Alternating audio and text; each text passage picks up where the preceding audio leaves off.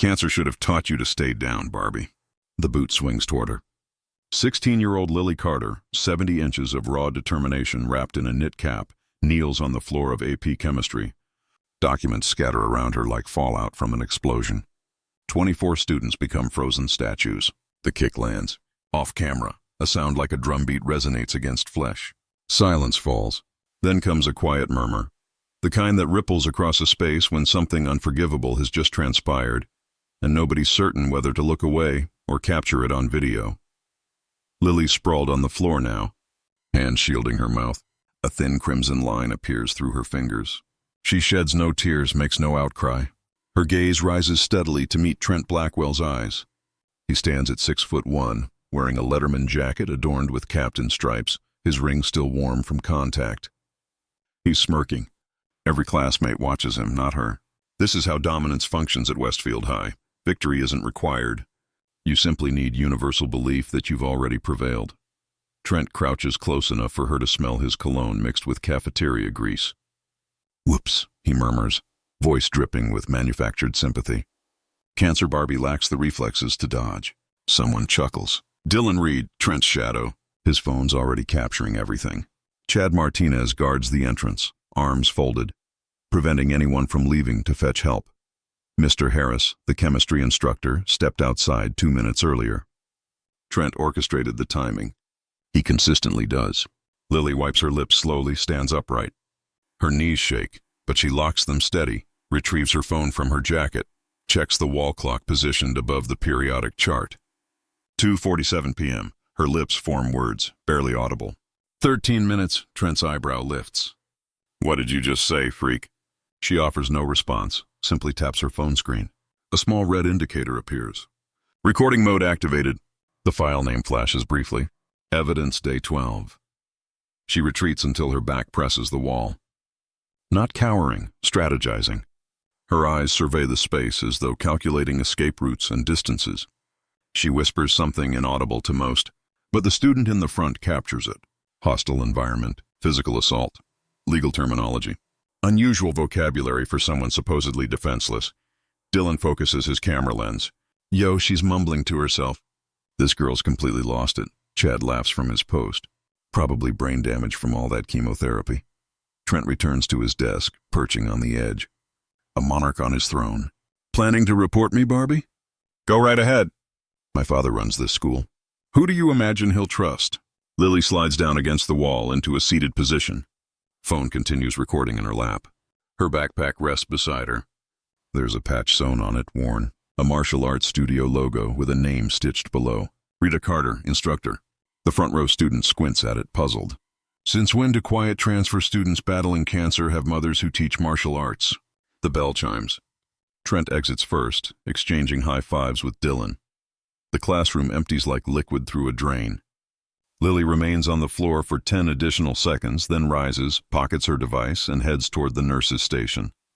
Her expression reveals nothing, but her hands concealed in her pockets tremble. The nurse's station carries the scent of disinfectant and aged bandages. Nurse Calloway, 50s, compassionate eyes behind wireframe glasses, applies iodine to Lily's split lip. "Sweetheart, you must report this incident. That boy cannot simply—" "I attempted to." Lily's tone is emotionless. "Rehearsed multiple times. Principal Blackwell claimed boys roughhouse. If I escalate further, Trent's father will have me expelled for creating problems. My grandmother cannot afford another relocation." Calloway's hand stops moving. She studies Lily, truly observes. "This isn't a frightened child. This is someone biding time." "Then what's your plan?" Lily checks her device. 2:52 p.m. "Wait 8 more minutes." Calloway doesn't comprehend, but she recognizes the expression in Lily's eyes, the identical look she witnessed in her daughter's eyes 2 decades ago, moments before she departed from an abusive spouse. The look that communicates, "I provided opportunities. Now they're exhausted." She passes Lily an ice pack. "Whatever you're planning, exercise caution. My mother trained me properly." Lily departs before Calloway can inquire what that signifies. In the corridor, students separate around her as though she's contaminated. Nobody establishes eye contact. That's the reality of bullying at Westfield. It's not solely Trent. It's the infrastructure, the quietness. The 30 individuals who observed and took no action because inaction maintains safety. 6 months prior, Lily was different. Hair cascading to her shoulders, state scholarship secured, training for regional taekwondo competitions. Then her mother received the diagnosis. Stage 4, the type where physicians employ terms like palliative and prepare yourself.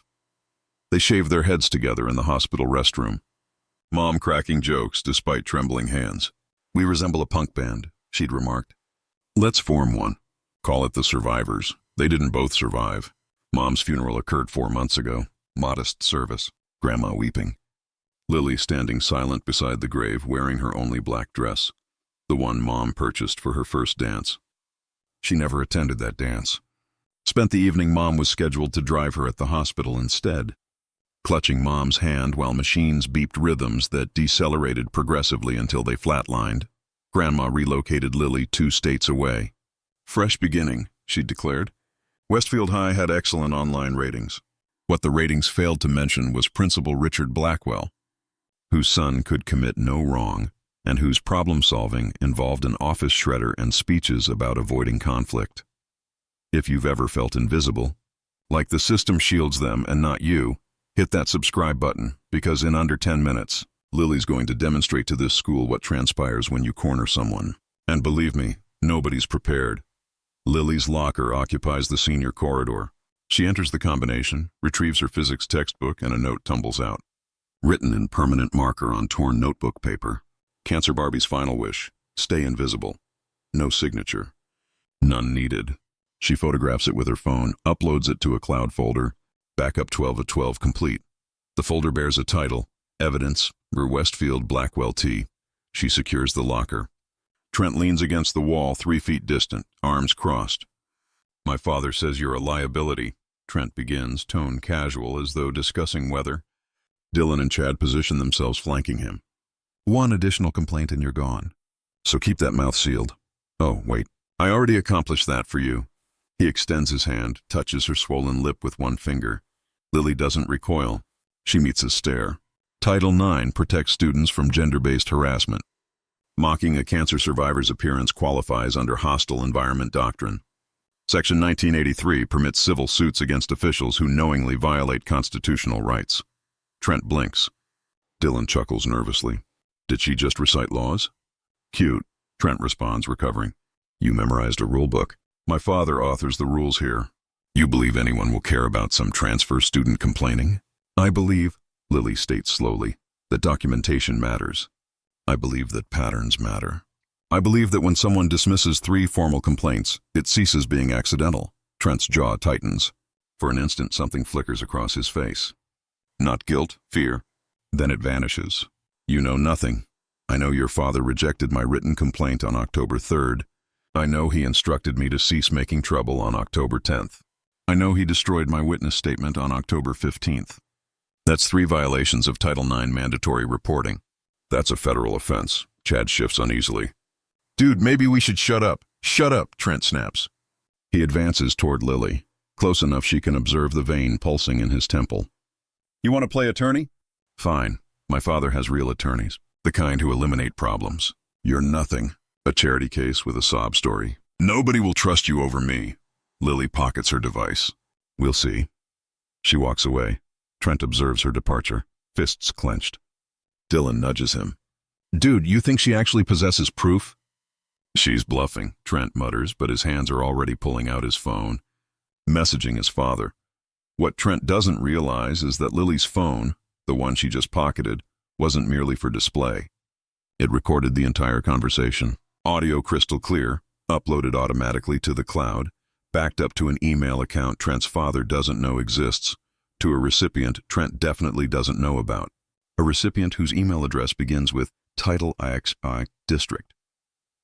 That evening, Lily sits in her grandmother's kitchen, laptop open. Grandma's sleeping upstairs. The house carries the scent of lavender soap and aged wood.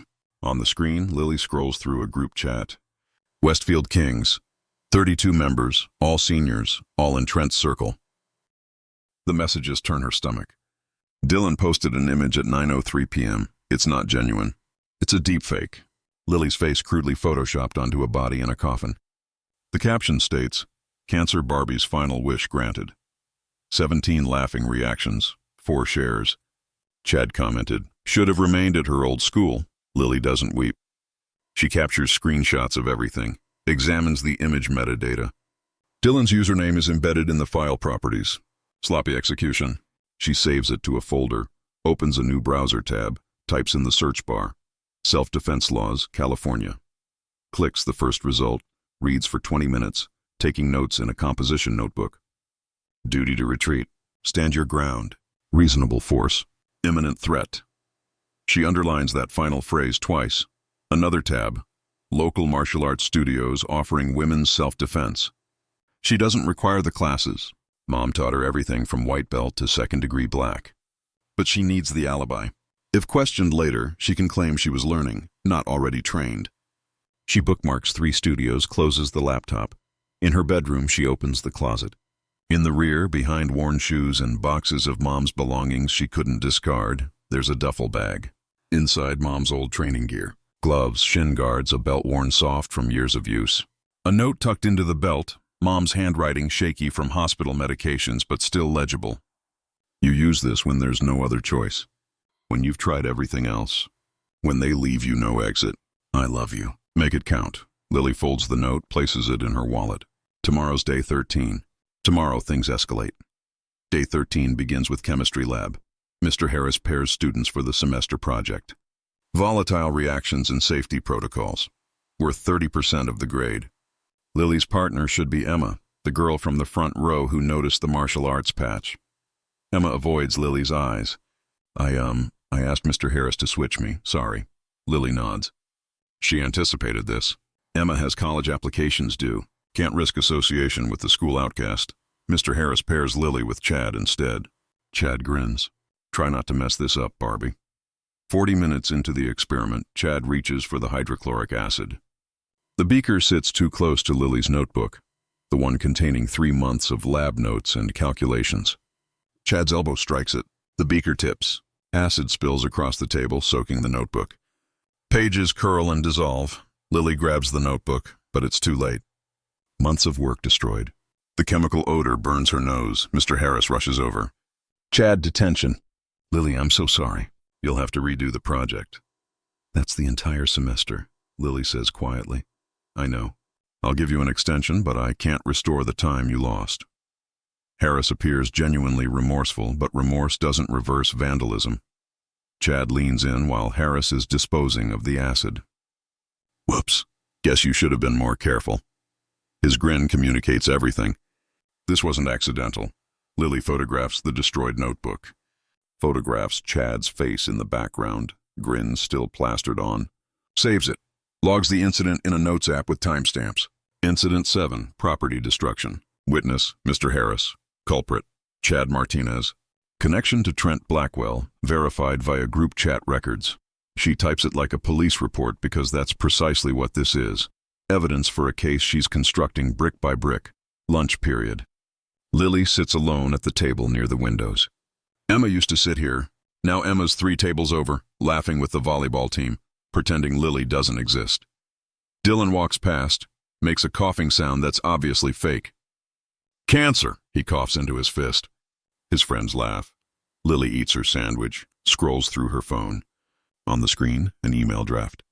Recipient, Sergeant Morris, San Francisco Police Department. Subject line, pattern of harassment and institutional cover-up at Westfield High. The body of the email is 19 pages long. Dates, times, screenshots, audio files. A comprehensive legal document. She doesn't send it. Not yet. The draft sits there, waiting. She adds today's incident to the list.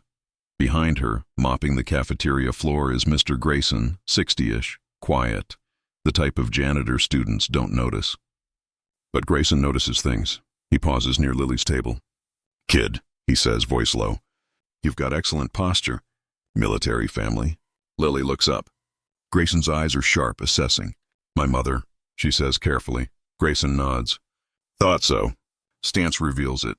She teach you anything else? Lily considers. This man isn't a threat. Enough. Good, Grayson says. World needs more people who know when to stand their ground. He moves on, mopping, saying nothing more. But Lily catches the way he glances at Trent's table across the room, the way his jaw tightens. Grayson knows what's happening. He's witnessed it before. Lily finishes lunch, discards her trash, walks to the library to work on the project restart. She's there for 2 hours, rebuilding data from memory and online sources. At 3:10 p.m., she packs up, walks to the parking lot. Grandma's old sedan is parked in the far corner under a tree. Lily's almost there when she hears footsteps behind her. "Hey, Barbie." "Where are you going so fast?" She turns. Trent, Dylan, Chad, the holy trinity of Westfield cruelty. They're blocking the path back to the school. Lily's heart rate spikes, but her face stays calm. "Home," she says. "Not yet," Trent says. "We heard you've been recording stuff." "Hand it over." "I don't know what you're talking about." Dylan lunges, grabs her backpack, yanks it off her shoulders. Books spill onto the asphalt. The martial arts patch glares up at them from the bag's front pocket. Dylan rips open the main compartment. "Looking for this?" He holds up Lily's phone, the primary one, the one she's been using in front of them all week. Trent takes it, scrolls through audio files, video clips. Then he grins. "Lots of recordings here. Evidence day 1, evidence day 2. Except none of them have actual evidence.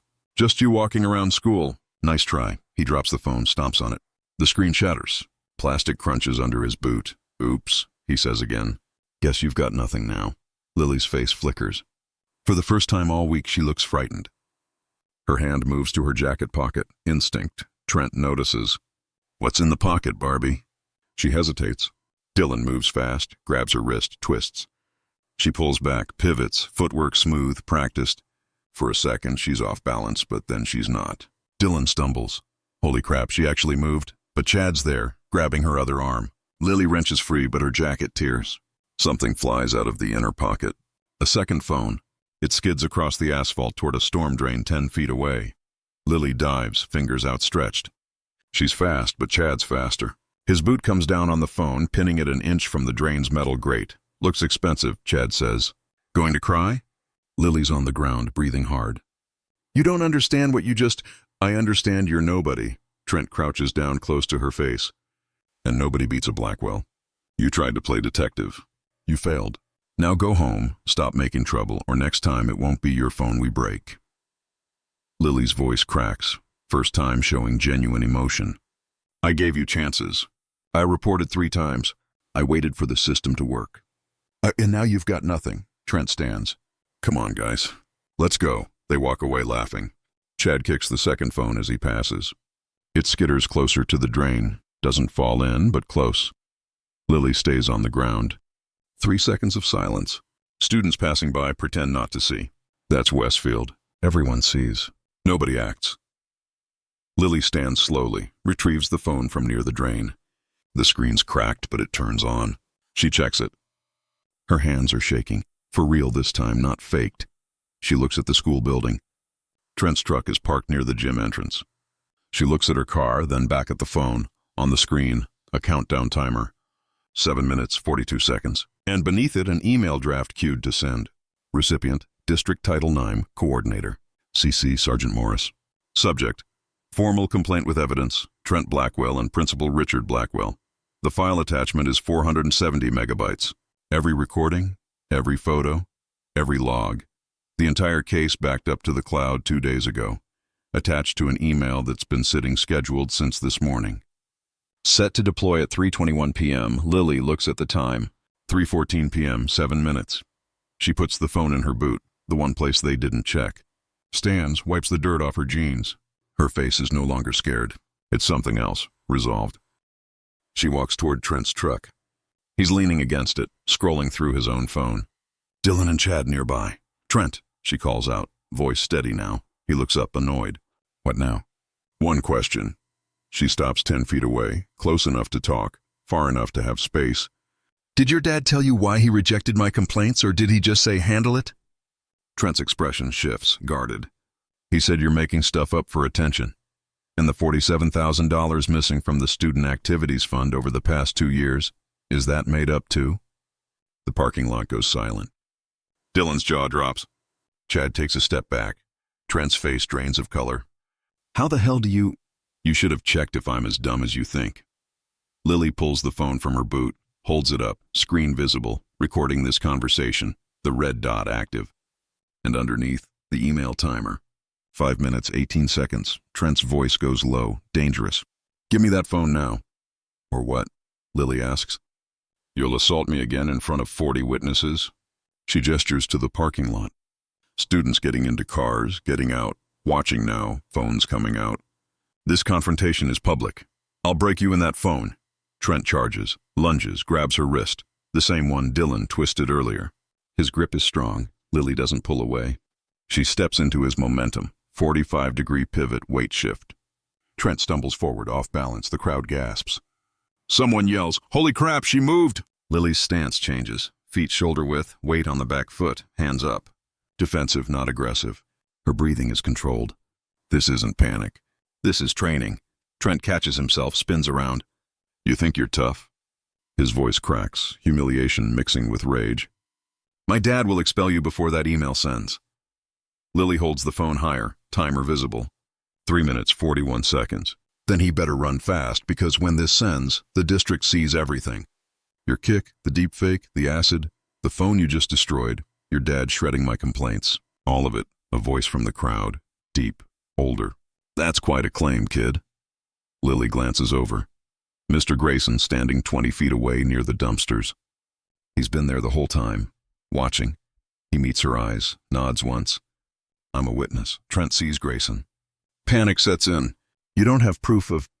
A golf cart screeches into the parking lot. Principal Blackwell. Trent must have texted him. He jumps out, face red. Miss Carter threatening students on school property. I'm calling the police right now. Lily doesn't blink. Good, call them. Ask for Sergeant Morris. He's investigating financial irregularities in public school districts. I emailed him 2 days ago. Blackwell's face goes from red to white. You have no evidence of any... Your office shredder jammed last week. Mr. Grayson cleared it. 12 shredded complaint forms. I photographed them, taped them back together. Your handwriting on the notes. Ignore. Father is major donor. Want to see? She swipes her phone screen. A photo appears. Shredded paper reconstructed. Principal Blackwell's handwriting clear as day. The crowd presses closer. Students gasping. Dylan backs away slowly. Chad's already walking to his car. You're watching someone who waited 12 days for the system to work. 12 days of documentation, of patience, of playing by the rules while they broke everyone. If you've ever been told to just ignore it, if you've ever wondered if speaking up matters, smash that like button, because Lily's about to show us what happens when you give bullies enough rope. And in part 2, they're going to hang themselves with it. Trent's breathing hard. His hands are fists. She's lying.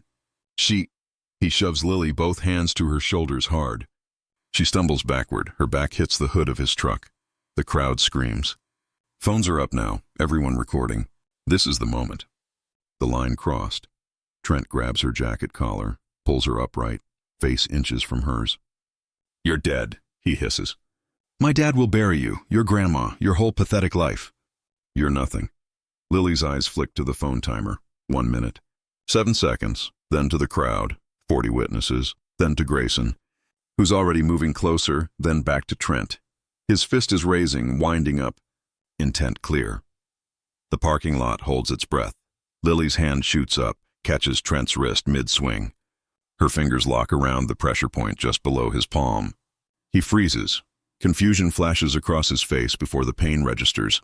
She rotates his wrist 90 degrees. His elbow locks. His own momentum works against him. Physics, not strength. You grabbed me first, Lily says, loud enough for every phone recording. You shoved me. You tried to punch me. 40 witnesses. This is self-defense. She turns her hip into his center of gravity. Minimal movement. Uses his locked arm as a lever. Trent's weight shifts forward. His feet leave the ground. For a moment, he's airborne. Then he's not. He hits the asphalt 3 feet away. The sound echoes, dull, final. He groans, rolls onto his side. Not injured. Ego shattered. The parking lot erupts. Students yelling, phones up, recording every angle. Dylan stands frozen, mouth open. Chad's already in his car, engine running. Mr. Grayson jogs over. Arrives now after Lily defended herself. He doesn't touch Trent, just stands between them. Looks at the crowd. I saw everything. She backed away twice. He charged, he grabbed her. He tried to punch. This is textbook self-defense. I'm a witness. Trent sits up slowly, clutching his shoulder. She attacked me. We saw you assault her, A girl from the crowd calls out. Emma, the one who switched lab partners. Her phone's recording too. 3 times. Shove, grab, punch attempt. She only moved when you swung. Lily stands over Trent, not touching him, phone still recording. Her voice is steady, but her hands betray a slight tremor. Adrenaline. 3 reports ignored.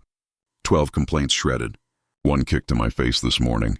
This is self-defense under California Penal Code 692 through 693. I used minimal necessary force to stop an imminent battery. You have 40 witnesses, 6 different phone recordings, and 1 email that just sent. She holds up her phone. The timer reads 0. Email sent successfully flashes across the screen. Recipients visible for half a second. District Title IX Coordinator, Sergeant Morris, SFPD, California State Education Ombudsman. Principal Blackwell's face goes from white to gray. You have no right to. I have every right, Lily cuts him off. Title IX mandates reporting. You violated federal law. I documented it. Now the people who actually enforce those laws have everything. A siren wails in the distance, getting closer. Someone called 911, probably multiple someones. The crowd starts backing up, giving space. Trent tries to stand. Grayson offers a hand, but Trent swats it away. Don't touch me. I'm calling my dad's lawyer. Your dad's gonna need his own lawyer, Grayson mutters. 2 patrol cars pull into the parking lot, lights flashing. No sirens now. Officers step out. One of them, older, gray hair, sergeant stripes, walks straight to Lily. You, Miss Carter? Yes, sir. Sergeant Morris. We spoke via email. You all right? Yes, sir. Self-defense. Multiple witnesses. Morris looks around, sees 40 students with phones, sees Grayson, sees Principal Blackwell looking like he might vomit, sees Trent on the ground trying to play victim. Morris has been a cop for 23 years. He knows what this is. Everyone stays, Morris announces. We're taking statements. Nobody leaves until we have contact info. He turns to his partner, Rodriguez. Start with the witnesses who filmed.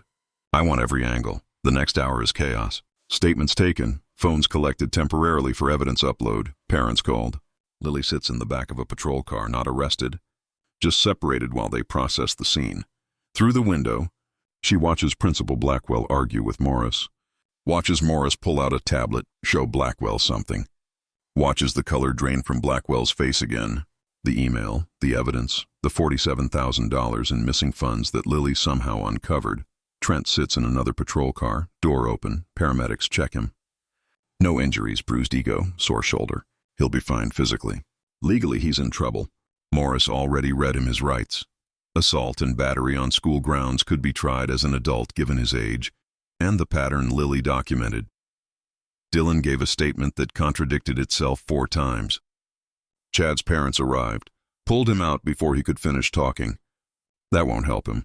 Rodriguez notes it as consciousness of guilt. Emma gave the clearest statement, detailed, corroborated everything Lily said. She apologized to Lily after, tears in her eyes. I should have helped sooner. Lily just nodded. You helped when it mattered. By 5 p.m., Lily's released. Grandma arrives, face pale, hands shaking. Baby, what happened? I stood up, Lily says simply. Finally, they drive home in silence. Grandma keeps glancing over like she's seeing Lily for the first time.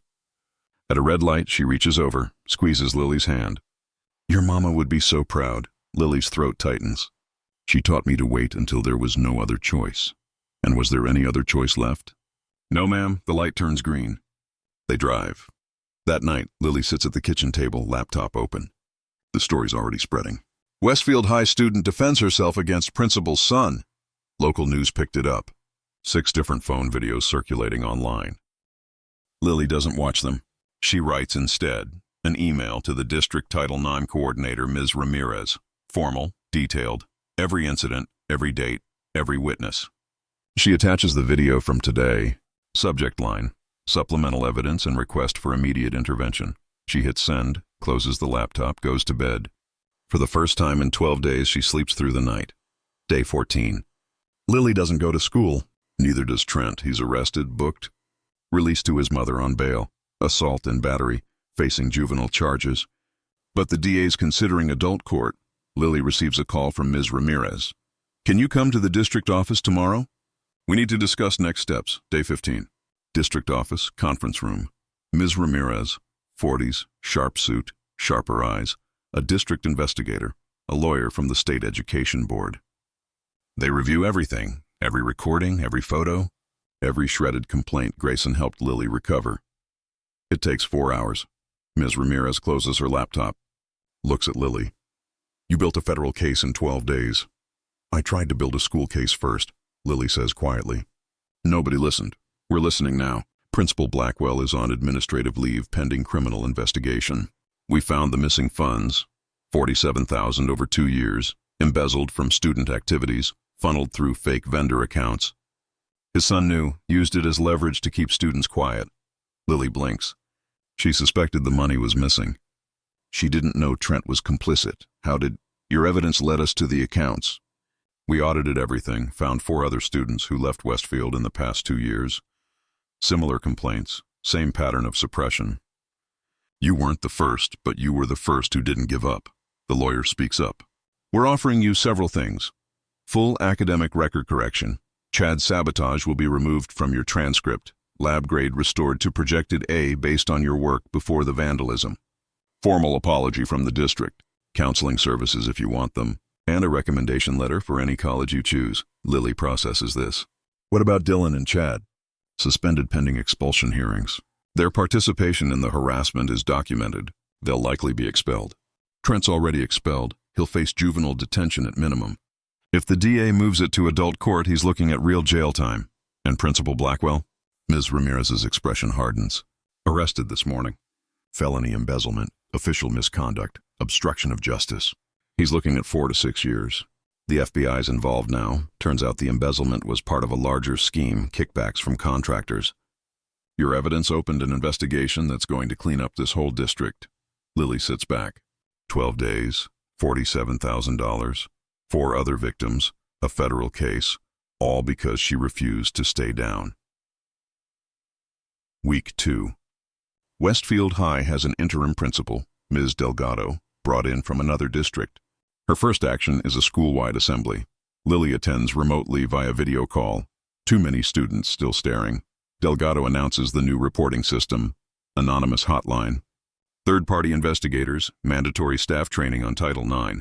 Any complaint gets documented. Any pattern gets escalated. No more shredders. No more protecting bullies. Delgado reads a statement Lily submitted. Systems only work if we make them. Document everything. Back up everything. And when they leave you no choice, stand your ground legally. You are not powerless. You are not invisible. You matter. The auditorium is silent. Then one person claps, Emma, then another. Then 50. Then the whole school. Standing ovation for someone who isn't even in the room. Week 3. Trent's arraignment. Lily doesn't attend, but she gets the update. Pleaded guilty to assault and battery. Juvenile detention, 18 months, followed by 3 years probation. Mandatory anger management. Banned from contacting Lily. His mother filed for divorce. She's a nurse, had no idea about the money. She apologized to Lily via letter. I failed to see what my son became. I'm sorry, Dylan and Chad are expelled. Dylan's family moves out of state. Fresh start, they say. Running from consequences more accurately. Chad stays, enrolls in continuation school, keeps his head down. He sees Lily once at a coffee shop 3 months later, walks over.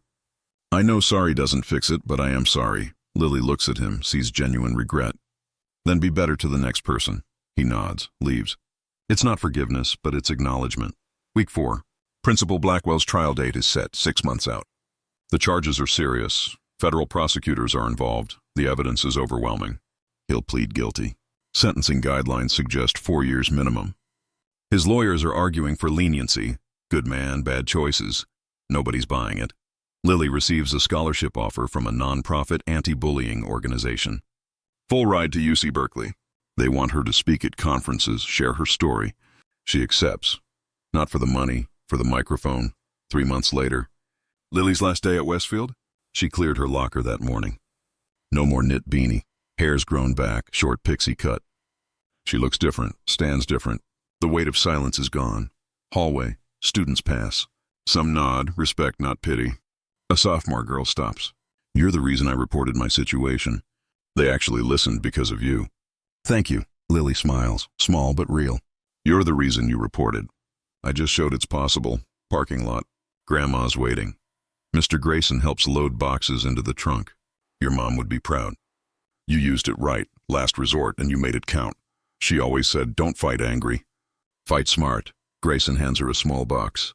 Found this in Lost and Found. Inside, Trent's Letterman ring, cracked from when he punched the hood of his truck in frustration after the arrest. Lily laughs, drops it in the trash bin near the curb. She gets in the car. Grandma starts the engine. As they pull away, Lily looks back one time. The school sign has a new banner. Westfield High. Every student matters. Report. We listen. Before we get to where Lily is now, hit that subscribe button and smash the thank you button if this story hit close to home. Because the best way to honor survivors is to make sure their voices get heard. And every share, every like tells someone else who's going through this. You're not alone. You're stronger than they think. Now let's see what happened to everyone. 6 months later. Courtroom. Principal Blackwell's sentencing. 4 years in state prison. Ordered to repay the $47,000 plus damages. Banned from working in education ever again. The judge's final words echo, you betrayed the trust of every student in your care. You enabled abuse, you destroyed evidence, you chose your son's reputation over children's safety. The damage you caused is incalculable. Trent's in juvenile detention. Lily gets updates through the victim services coordinator. He's doing mandatory counseling, wrote a letter to Lily. She doesn't open it. Not yet. Maybe someday. Maybe never. That's her choice now. Dylan Reed's transcript carries a notation. Expelled for harassment and cyberbullying. He'll carry that to every college application, every job interview. Consequences follow you. Chad Martinez finished continuation school, enrolled in community college, keeps a low profile. Posted once on social media, simple. I was part of the problem. I'm trying to be part of the solution now. Working with an anti-bullying group, trying to make amends. Westfield High's bullying incident reports dropped 60% in 6 months. The new system works. Students trust it. Staff enforce it. Culture shifts slowly, but it shifts. Berkeley campus. Present day. Student union building. Workshop in progress. 25 people in the room, mostly women, some men. All survivors of something. The banner reads, document, report, defend, a survivor's guide. Lily stands at the front, confident, clear. She's 19 now, pre-law major. Oh no, GPA. She speaks for 90 minutes, covers everything. How to document, how to report when the system fails, how to protect yourself legally, how to know when self-defense is justified. A girl in the back raises her hand. What if nobody believes you? Lily doesn't hesitate. Make them believe the evidence. They can ignore you. They can't ignore timestamps, recordings, witnesses, and documentation. Build a case so tight they have no choice but to act. Another hand. What if you're scared? Then you're human, Lily says. I was terrified every single day. But fear doesn't mean helpless. I was scared and I still acted. Those two things can coexist. The workshop ends. Students linger, thank her, share their stories, exchange contact info, build a network. This is how change happens. Not one viral video, not one courtroom victory, but dozens of survivors helping hundreds more. Ripple effects. Lily packs up her materials. Her phone buzzes. Email from Ms. Ramirez. Subject, update. Principal Blackwell's been in prison for 4 months. 3 other districts found similar embezzlement patterns. His case triggered a statewide audit. $47,000 was just Westfield. Total across 4 schools, $200,000 plus. Your evidence didn't just save your school, it saved the whole system. Lily forwards the email to Grandma. Caption, Mom's lessons went further than we thought. Grandma replies immediately, she's watching from heaven, baby. And she's so darn proud. Lily locks her phone, walks across campus. It's golden hour, sun setting behind the Berkeley Hills. She stops at a bench, the one with the plaque. In memory of Rita Carter, instructor, mother, survivor. The martial arts program on campus dedicated it last month. Students who never met her mother train in her name, learn the same lessons, fight only when necessary. Fight smart, fight fair, win with evidence, not just fists. Lily sits, pulls out her wallet. The note inside, worn soft now from being read 100 times. You use this when there's no other choice. When you've tried everything else. When they leave you no exit. I love you. Make it count. She made it count. $47,000 recovered. 4 schools cleaned up. 60% drop in bullying. One girl at a workshop who just learned she's not powerless. That's how you make it count. Lily stands, walks toward the library. She has a paper due tomorrow. Constitutional law. Topic: the intersection of Title IX enforcement and criminal justice reform. She's arguing for mandatory third-party oversight of school districts, using Westfield as a case study. Her professor said it's publishable, law review quality. She'll publish it. Add it to the evidence pile. Because that's what you do. You don't just survive. You make sure the next person doesn't have to fight as hard. Screen fades to black. White text appears. Trent Blackwell, 18 months juvenile detention, 3 years probation. Released age 20. Banned from Lillies County. Principal Richard Blackwell, 4 years state prison. Embezzlement, official misconduct. Released age 47. Can never work with children again. Dylan Reed, expelled. Moved out of state. Last known enrollment. Community College, Arizona. Permanent record notation. Chad Martinez, expelled. Continuation school graduate. Community college. Working with anti-bullying nonprofit, attempting restitution. Lily Carter, UC Berkeley, class of 2029. Pre-law, 4.0 GPA, anti-bullying advocate. Published researcher. Has spoken to 11,000 students across 4 states. Founder. Evidence First Foundation, helping survivors document and report abuse. Mr. Grayson, promoted to campus safety coordinator, Westfield High, trusted by students. Advocates for survivor-centered policies. Final frame. Lily at Berkeley, teaching another workshop. Room packed, standing room only. Camera zooms on her face, determined, unbreakable. The girl who got kicked is now the woman who kicks back. Legally, effectively, permanently. Text overlay. Sometimes the best revenge isn't a fight. It's making sure they can never do it to anyone else. Fade to black. 1 year later, Westfield High Gymnasium. Dedication ceremony. The new Student Resource Center opens today. Bright walls, comfortable chairs, 3 full-time counselors, anonymous reporting kiosks in every hallway. Funded by the recovered embezzlement money and state grants triggered by Lily's case. Above the entrance, a plaque, Rita Carter Memorial Student Advocacy Center, in honor of those who taught us to stand up. Lily stands in the back of the ceremony. She drove 6 hours to be here. Didn't tell anyone she was coming. Just wanted to see it. Ms. Delgado speaks at the podium about culture change, about listening, about second chances for everyone except those who abuse power. A freshman approaches Lily during reception, nervous. Are you her? The girl from the videos? Lily considers. She's not that girl anymore, but she was. Yeah, that was me. I reported someone last week because of you. They actually investigated. He got suspended. It worked. Lily's throat tightens. That's not because of me. That's because you were brave enough to speak. The girl shakes her head. You showed me brave was possible. They stand together, 2 survivors, different stories, same strength. The system bent, then it broke, then they rebuilt it better. That's the real victory. Not 1 kick deflected, but 1,000 future kicks that will never land because someone finally said, enough. Lily walks out into the sunlight, gets in her car, drives back to Berkeley.